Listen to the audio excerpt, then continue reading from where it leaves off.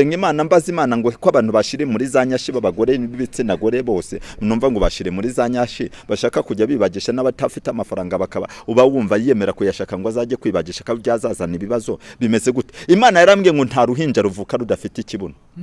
Imana irambwira ngo buri ruhinja rwose ruvuka rufite ikibuno ngo kandi Imana nigende ruhu bwiza ngo ubwo rero ngo icyo kibuno cyose buri mugore cyangwa umukobwa afite cyose afite nacyo cyose ngo Imana niyo yakiruhaye irambwira ngo iyo niyo nyashiye. Fatakumavuta no kuvuga ngo buriya ukuntu ibyiwe bimeze nisekibi yamuteye. Satani ajya yohereza abadayimoni babi batera abantu bo kugira ngo bagende biyangiza kandi bakiri batoya. Ari uwo nawe warugezeho umbwiye Fatakumavuta wabonye ko nawe adashaje nawe aracyari muto.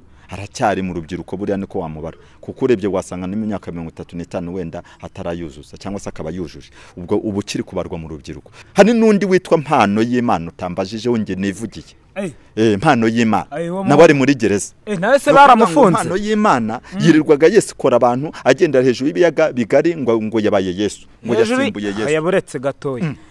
None se hejuru y'iki ibintu bikomeye cyane akagenda hejuru y'amazi atubura amafaranga ngo yatuburira abantu ngo nibiki ngo arongora abakobwa bakiri batoya ngo yabone udukobwa ngo yakundaga inkumi zifite amabere ashinze cyane ashinze inkumi zifite amabere yaguye ntiyazirebaga mbishaka kuvuga ngo amahoro y'Imana nshuti mwese mukomeje kudukurikira. Amazina yanjye nitwa Frank umuhungu mukuru mu gace umusaza mwakunze muri benshi FI4K Frank Image Studio.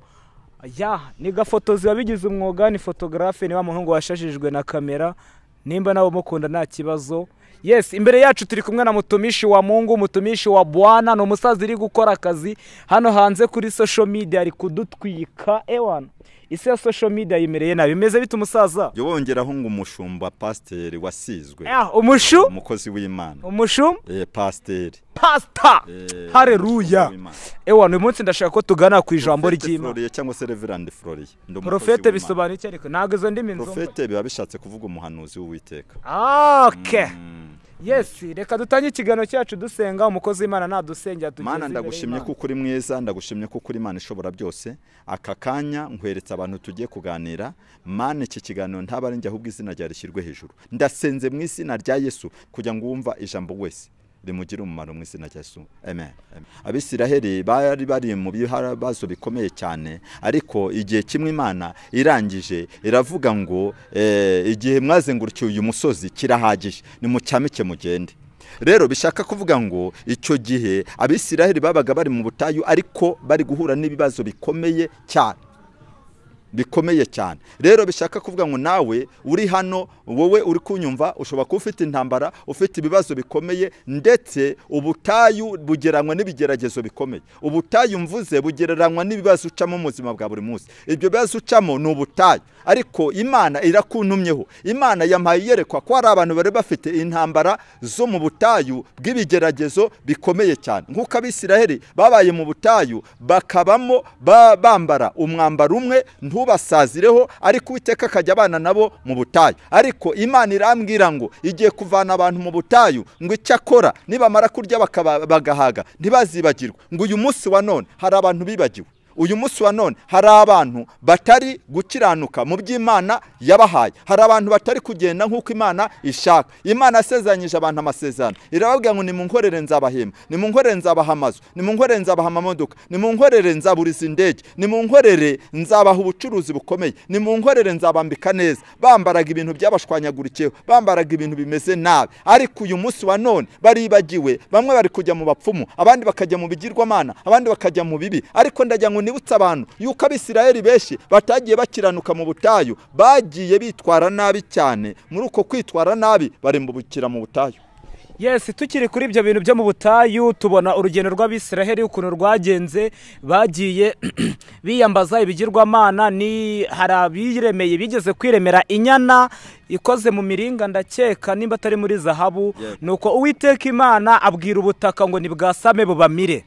Ese uyu munsi dutegereza bari kujye mu bapfumu n'iki ko ubutaka buzasama bukabamira? mbese hari abantu bitwa uwo bita Datani na Biramu, iriya miryango kwa Datani na Biramu basuzuguye Uwiteka basuzugura na Mose, ntibigeze bamwubaha mu gihe kiwe mu butayu, ndetse bajyaga bagumura n'abandi bisiraheli bose bakaboshya kugira ngo basuzugure pasiteri. Ubundi birabujijwe gusuzugura umutambyi wasizwe, ni ikosa rikomeye cyane. Biba bisaba ngo ni ukuvuga ngo niba utazi aho uwo mutambyi yimikiwe n'Imana ijya kumuha ubutambyi, ukwiye kumva iby'Imana imunyuzamo. Nk'urugero nk'ubu nkanjye hari abantu batanze cyangwa se batazi uburyo cy'Imana yampamagayemo, ariko ndi kuvuga gukomera kw'Imana, sindi kuvuga iby'ikuzimu, sindi kuvuga ibyo kwa Satani, ahubwo ndi kuvuga iby'ubumana. Niba ndi kuvuga iby'ubumana, icyo ni igishushanyo mbonera cyerekana ko ndi kwerekeza abantu ku bugingo. Rero ibyo birahagije gusa kugira ngo uyu muntu amfate amaboko ndetse ankomeze, nubwo atanzi, nubwo atabonye aho nimikiwe, ariko nkaba narasizwe amavuta, ndetse amavuta y'Imana akabandiwe. Birahagije rero. Mose rero ngo Datani na Biramu baramusuzugura, Imana itegeka ubutaka burasama bumira imiryango yabo, ngo uhereye ako kanya ngo biba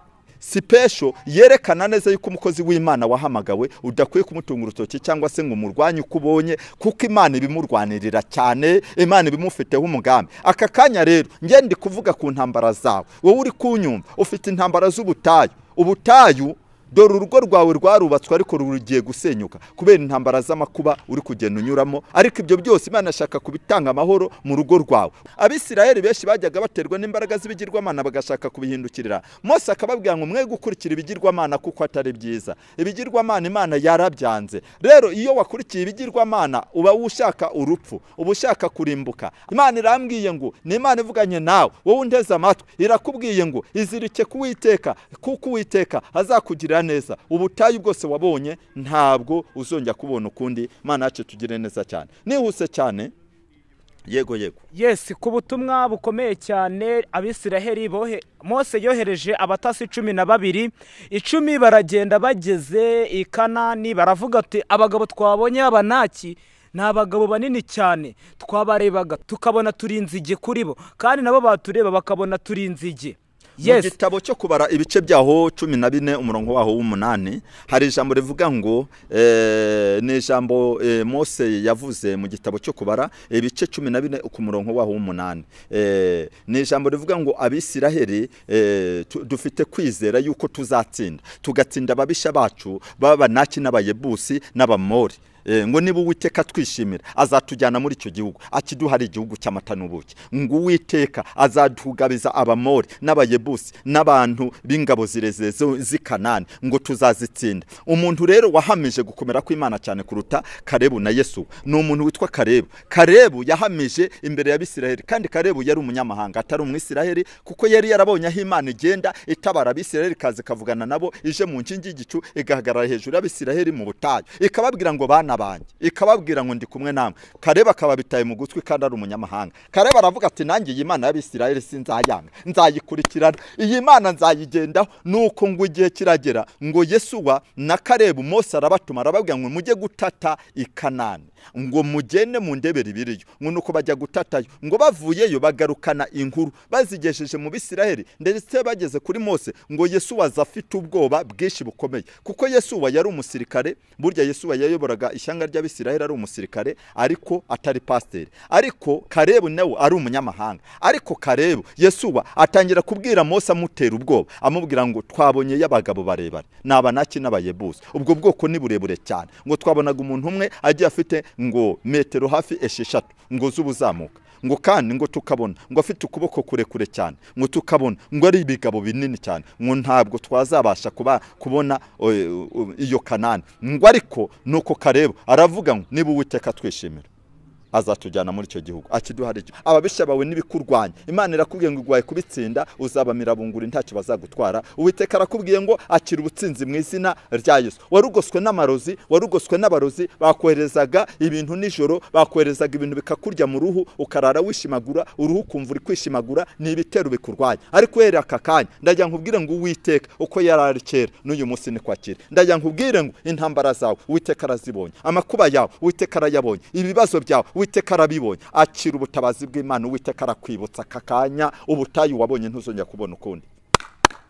heko talaba yashando yasika yasobrerefai. Ubutayu wabonye ntabwo uzongera kubona ukundi, kuko Uwiteka Imana ishobora byose avuganye nawe. Wowe nteza amatwi urugendo n'intambara Abisiraheli bahuye nabyo, nawe wahuranaga nabyo, ariko Uwiteka aje kukurengera. Ndagira nkubwire ngo wowe cyane uri gucumuzwa n'uburwayi, ufite umurwayi, ikimenyetso Imana irambwiye ngo arwariye rwa Faisal, arwariye ahantu bita sehashika, ararwaye, urarwashe. Ni umuntu wo muri famiye, urabona uramutse umubuze waba uhombye bikomeye, akira ubutabazi bwo gukira indwara urwaye, ubutayu bw'uburwayi. Uwiteka bwirukanye mu miryango yanyu. Imana yirukanye ibitero biri kwica abantu bagapfa bakenyutse mu mpera z'umwaka. Dore hari abademoni bari kwica abantu bakajya bapfa bakenyutse, umuntu akarwara rimwe agahita apfa, umuntu akarwara rimwe agahita apfa. Ariko hari n'abari gupfa bagapfa kubera ibihano by'Imana, kubera yuko Imana ibiri kubareba ikabona baragiye bitwara nabi ndetse ntibakizwe neza, ndetse bagapfa n'ubugingo batabubonye. Ariko Imana irambwiye ngo umwuka w'imfumu mu miryango yanyu Imana irawirukanye. Kandi umuntu wagiye mu bapfumu agateza umuryango wanyu ibibazo, akawuteza intambara, akawuteza amakuba, bigatuma umuryango wanyu uhumanuka, aho ibibazo ukaba uri gupfira mu kigari utari ubizi, utazi ibyo uzira. Akira ubutabazi bw'Imana, akira ubutabazi bw'Uwiteka. Uwiteka aragutabaye, Uwiteka arakurengeye. hekota laba yashando yasika yasobrerefai. Uwiteka ahinduye amateka ku buzima bwawe.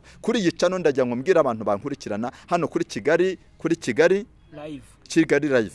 Ndagira nkubwiye ngo ukurikiranye Kigali live, utera gatebe umenye imigambi y'Uwiteka. Uwiteka gufite umugambi, hari ubutayu Uwiteka agiye kugukuraho, ukazajya ugenda wirahira Imana wabonye. Rero nge Reverend Floriye cyangwa se Prophet Floriye, ndumva mfite ishaka ry'ubumana ryo kugira nkubwire ngo ubutayu wabonye ntabwo uzongera kububona. Ngo nuko Karebu na Yesuwa barahamya, ariko Karebu arahamya ari umunyamahanga, aravuga ngo niba Uwiteka twishimira azatujyana muri icyo gihugu, akiduha ari igihugu cy'amata n'ubuki. Ndagira nkubwiye ngo ubukire bwose buva kwa Satani ntacyo bumara, kuko ubukire bwose buva kwa Satani ni ubukire buba buturuka mu kimenyetso cy'inyamaswa 666.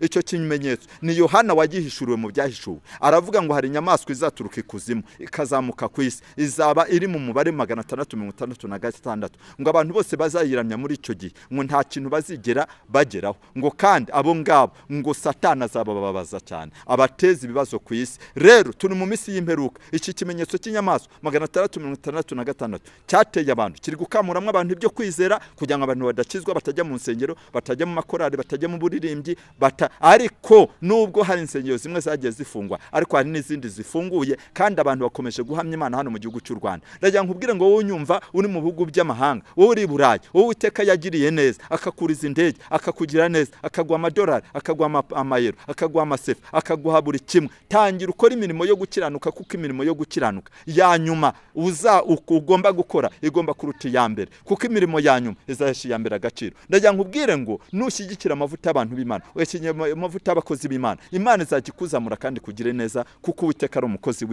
w'umuhanga. Ndagira nkubwire ngo niwumva ubu butumwa bukakugeraho, jya wibuka yuko hari ibyo Imana yagukoreye abandi, ikagukura mu mwijima w'ubukene, ikagukura mu mwijima wari urimo, umwijima w'imiryango yakurwanyaga, w'imiryango itari kwishimiye. Ariko uyu munsi wa none bagiye kukwifuza bagukunde, kuko ubutayu bw'icyangiro Uwiteka bwirukanye ku buzima bwawe, wa mukobwa we, wa mugore we, wa mugabo we, wa musore we. Yewe ndakubwira ngo wowe unyumva, akira ubutabazi bw'Uwiteka, kuko Uwiteka akubwira ngo arakwibutsa. Amadosiye yawe yabaga hasi y'ayandi, amadosiye yawe abandi batabarwaga ubareba, ukajya wibaza wowe uko bizagenda. Uwiteka arambwiye ngo arakwibutse mu izina rya Yesu.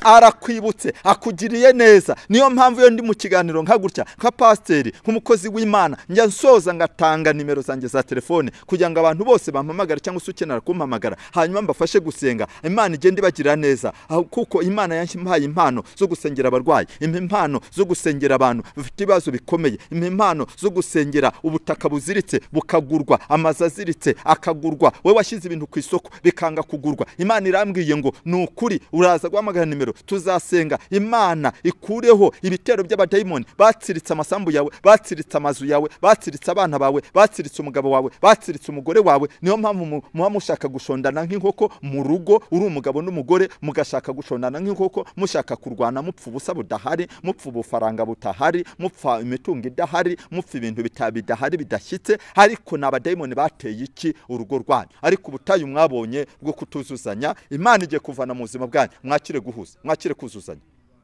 Wa mugore we ugiye kwitwa sheri nawe, wa mugabo we ugiye kwitwa umutware w'urugo. nukuri agiye kubishyiramo neza, arakubwiye ngo agiye kuguhoza amarira, uraruririra mu mashuka, cyakora amafaranga urayafite, ufite ubutunzi, ufite amadolari, ariko ayo mafaranga ntiyagupfumbata, ntiyakubera umugabo, ntiyakubera umwana, ntiyakubera umuhungu. Bishaka kuvuga ngo ibyo byose nubwo waba ubifite ariko udafite umwana, udafite umugabo, ntacyo bimaze. Rero bishaka kuvuga ngo Imana irambwiye ngo n'Uwiteka ukubwiye ngo arakwibutsa agiye kukugira neza. Yes, reka tuve mu gice cy'ijambo ry'Imana tugaruke muri showbiz nyarwanda. Kuri Fatakumavuta, sinzi nimba umuzi, nawe n'umwe mu banyamakuru bari bafite izina rikomeye muri uru ruganda cyane cyane rwa industry nyine ijyanye na showbiz y'umuziki. Ya nawe dufite amakuru ngo nawe yatawe muri yombi, ngo aza gukoresha ibiyobyabwenge. Ese ubona inkomoko y'ibi bintu? Tube tuvuye kuri Satani gato, yawe na Satani sinzi icyo mupfa mbanza mwari muturanye. Ubundi tuvuye kuri Satani, inkomoko y'ibi bintu ubona biterwa n'iki? Ubundi Fatakumavuta no kuvuga ngo buriya ukuntu ibyiwe bimeze, nawe ni se kibi yamuteye. Satani ajya yohereza abadayimoni babi batera abantu bo kugira ngo bagende biyangiza kandi bakiri batoya.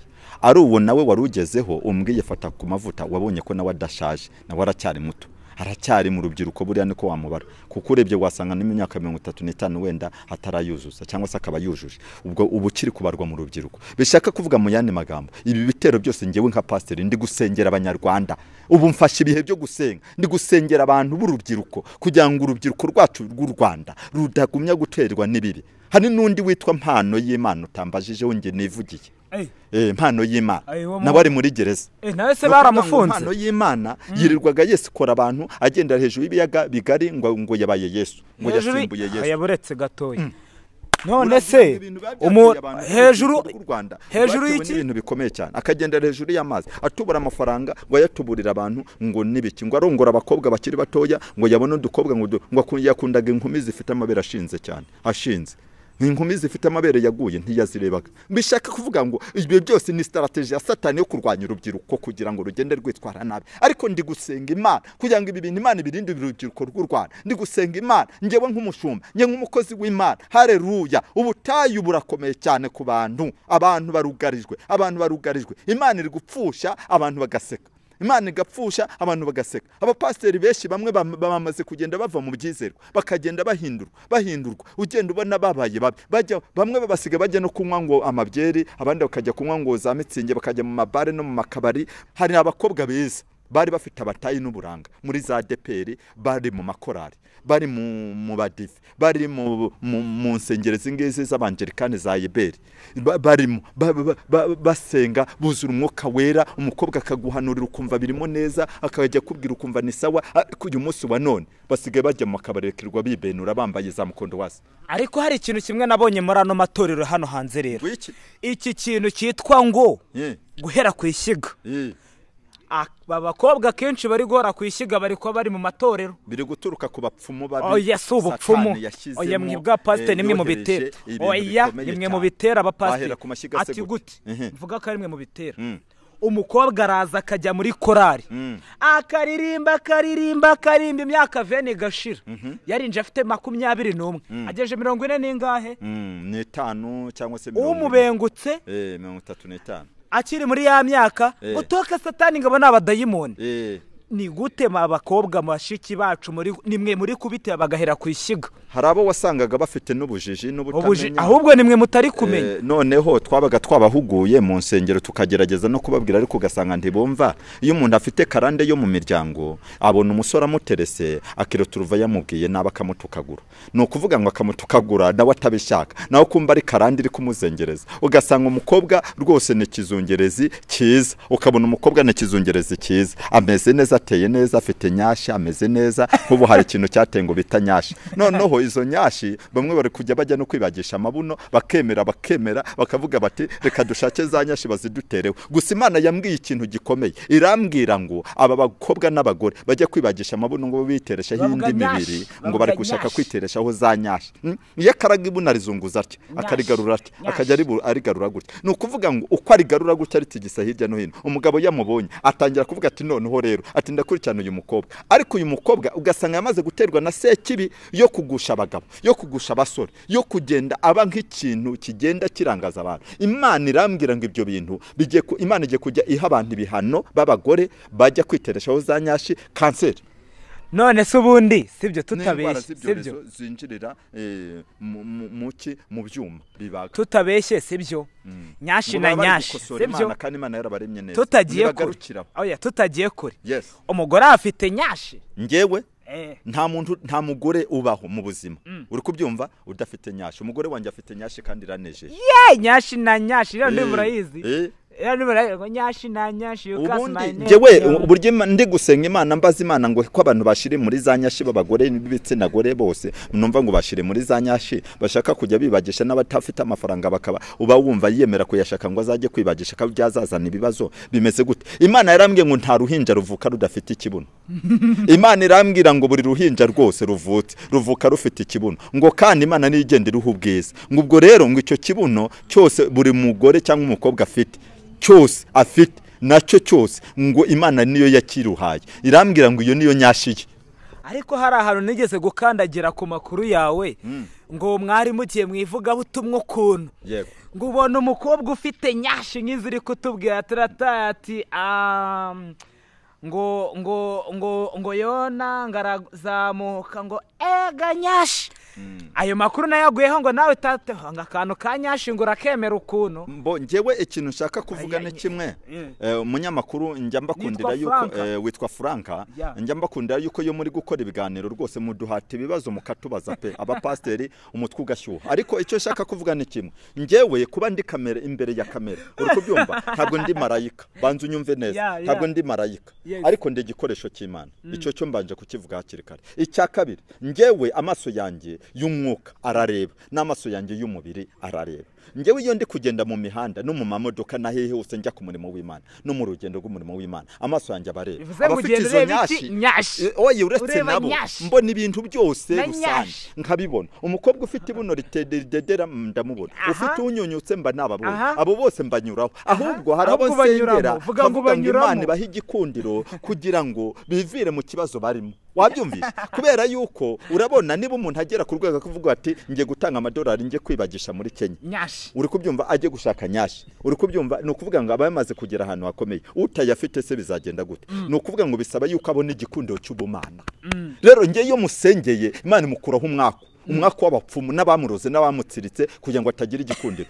Umugabo yamureba nubwo yaba adafite ibuno ridedera rinini, ariko akaba uko ari kose ameze neza, none Imana igahita imushyiraho igikundiro, agahita akundwa, agakora ubukwe bw'igitangaza. Nagiye mbasengera benshi bakora amako, nsengera abagore bavaho umwaka, nsengera abagabo barishima baravuga ati ingo zacu zigenze neza. Hari n'uwigeze kumpamagara mu kiganiro arambwira ati ngiye gutyo ndeba rero umushumba, simuvuga izina, ati ngewe urugo rwanjye ndubayemo imyaka 12 ari umugabo, atari ku mugore wanjye yari umugabo yameze nk'igiti.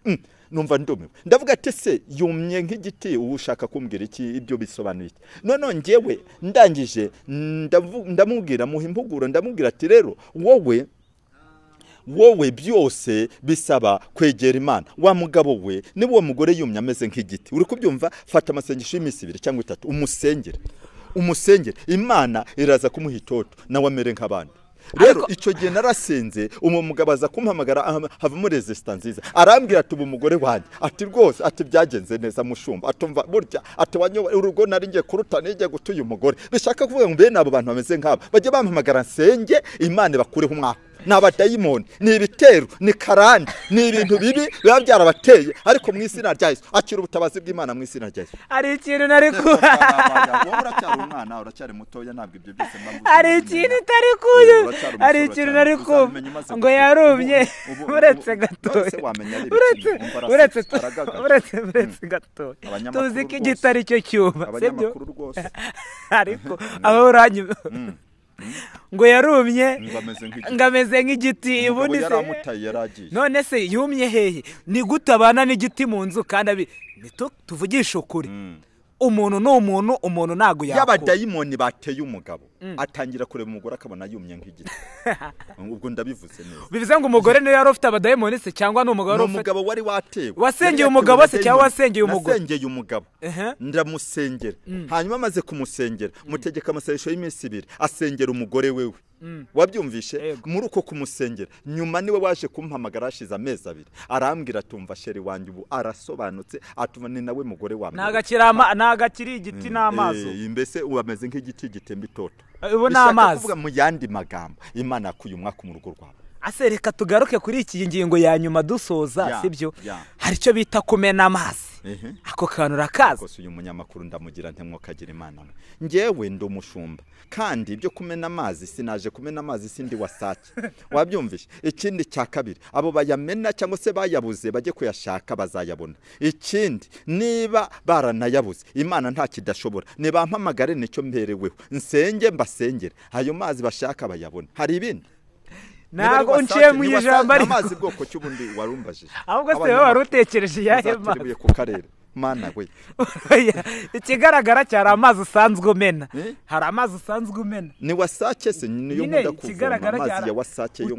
nivuga ati hari cyo bita kumena amazi ugiye hakurya hakuno uratangira ngo si umena amazi mukanya ngo ni wasake ariko se wowe ubwawe umbashije icyo kiganiro hari aho waba warayamenye wenda ukamenya uko bayamena sinzi nanjye nibyo ubikuye he ubimbaje ubivanye nicyo ndi kukubaza nyine twe tugiye kugarukaho ese ubundi ugira inshuti mbanze nkubaze inshuti si wowe se ni wowe hari inshuti y'umukobwa byibura ugira ndazifite nyinshi cyane kuko ngewe ubundi mu buzima bwanjye ndazifite nyinshi cyane mu buzima bwanjye niba hari ikintu mfite abasheri 6 umva nkubwire abasheri 6 umva nkubwire niba hari ikintu ngewe nkunda mu buzima bwanjye do n'Imana ibyumve umugore ndamwubaha ukunda abagore vuga ngo abagore ndabakunda abagore ndabubaha ndabakunda impamvu mbakunda niyi nibo bagiye bantabara mu ruko aho rukomeye umuntu w'igitsina gore n'umukobwa cyane mu rukundo bagiye banshigikira bagashigikira amavuta yanjye abeshi wasangaga ari abagore cyane kuruta abagabo. Impamvu yambere umugore ahari wese yubahwe waba uri mu diaspora waba uri ku bihugu by'amahanga nibo bakunda kugira impuhwe vuba bakanshigikira nge do abagore mwubahwe umva ndabashimiye urabakonfirima bakene rwose oye ntabwo nge mbakonfirima ahubwo bakunda gukorwaho n'umwuka wera w'Imana kuko ni nabo bagiye ku gituro cya Yesu basanga Yesu yazutse bagenda babyamamaza. Ariko muntu wazara abagabo gusa abagore umva mwubahwe uri kubyumva ibintu bigiye kujyamo rero bishaka kuva mu yandi magambo abakobwa n'abagore bubahwe. Ura mukobwa turanangana uti mu myaka imwe ngwiki turi mu myaka imwe nerari riguteye nobuheheze rero bishaka kuvuga ngo mbonye abademoni birari bari baguteye ariko humura Imana izaguha urugo haya kotalaba yashando yasika yasobrere Mana uyu munyamakuru uzamurengere uzamugire neza mu gihe cye mu izina rya Yesu. Oya hari ikintu nawe uri kunyica ndakora turi umukobwa ati mu myaka imwe namwishimiye ngo nabadayimoni uyu nguyu uri kuri kamera uzabimubwire ngewe ntabwo reka mbivugire kuri kamera mbivugire kuri kamera none se waje kunkoresha ibiganiro uje kuvuga iby'aba bakobwa nyine nge ntabwo ari nango oya ndi kuvuga uyu nguyu turi kumwe mbimubwire kuri kamera kandi hari nabandi wabonye ubushize ukabivuga nicyo kibazo ariko nawe ikibazo cyawe ni hari nabandi inkuru yangezeho menya neza yuko hari nabandi uri kubyumva wiboneye bagenda hari n'uwakaragaga iyo nyashi wavugaga noneho w'imibiri yombi none ubonye inzobe icanya na yura yadukire